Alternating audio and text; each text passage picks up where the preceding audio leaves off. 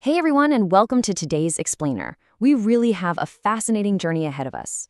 We're going to unpack a highly provocative alternative history text simply titled Before History.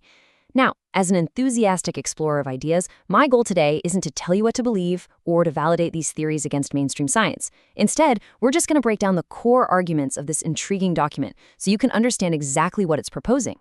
It's a text that dares to ask a massive question.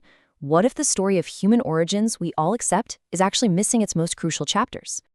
Everything they taught you in school about how we started is just the comfortable version of history. That is the exact premise that hooks us right into this investigation. Okay, let's dive into this. The text sets up a really compelling mystery, launching an investigation into the fossil record and the timelines we pretty much take for granted. It suggests that mainstream science has essentially settled for a narrative that's easy to digest, a narrative that sweeps monumental anomalies right under the rug. It challenges us right out of the gate. Are the fossils and artifacts really telling us the whole truth, or just the part of the truth that fits neatly into a textbook? Section 1, the comfortable version. The timeline official science refuses to change. Here, the source material directly challenges the established scientific narrative, proposing a profound rigidity in how we view our ancient past. Moving right along to Section 2, the Great Erasure, the 100,000 years nobody talks about. The text claims there is a massive, gaping void in our collective human memory. Let's actually break down the mathematical problem the text is pointing to. Roughly 300,000 years ago, anatomically modern humans emerge. We're talking people with the exact same brains and the exact same capacity for complex thought that you and I have right now. But then, we hit this massive block, the Great Erasure. For roughly 100,000 years, mainstream history essentially claims we did nothing of relevance. We just wandered around as primitive hunter-gatherers. And then suddenly, a mere 6,000 years ago, mainstream civilization just explodes into existence with agriculture, complex writing, and monumental architecture. This sudden, dramatic leap, the text argues, simply doesn't add up. Were we truly ghosts on our own planet for 100 millennia? I mean, think about the sheer scale of that time, 100,000 years. That's thousands upon thousands of human generations possessing the exact same brain power you and I have today. Did hundreds of thousands of years of fully modern humans really leave zero trace of complex societal development? The idea that we were essentially dormant ghosts, just wandering aimlessly, is framed here as the real myth. Which brings us to Section 3, Human Code, the psychological manual imposed millennia ago. The text now shifts our investigation from the ancient physical past straight into our psychological present. Are you truly free, or are you executing the code of the dead? This is where the investigation gets incredibly personal.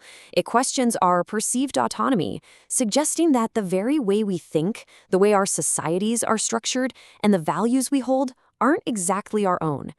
It argues they're actually the echoes of something much, much older. The core argument here is that we are currently following rules handed down from collapsed ancient empires. Much of what we accept as absolute historical truth is, according to the text, actually a collection of carefully constructed myths. Ultimately, we're operating on a psychological manual imposed millennia ago. We aren't making fresh, independent choices as a modern society. Rather, we're executing outdated ancient programming, literally dead code, left behind by forgotten rulers who wanted to ensure their systems survived long after their empires turned to dust. Section 4, Civilization Zero, the forgotten empire that started it all. Now, this is by far the most explosive claim in the text, the proposed existence of a foundational, prehistoric, global empire. So let's clearly compare these competing viewpoints.